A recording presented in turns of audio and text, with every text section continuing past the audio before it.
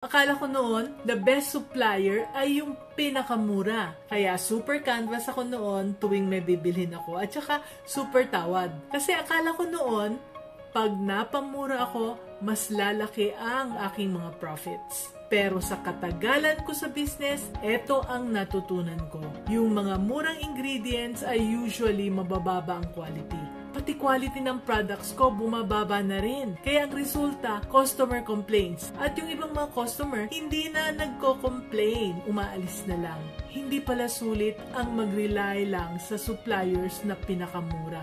Mas importante pala yung quality ng stocks nila, yung reliability at saka yung kanilang trustworthiness at yung madaling kausapin.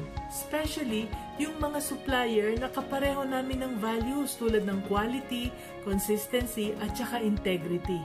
Ang mga tinitinda namin hindi naman mura pero binabalikan pa rin kami ng mga suki namin dahil kilala nila kami sa aming mga values, quality, consistency at integrity.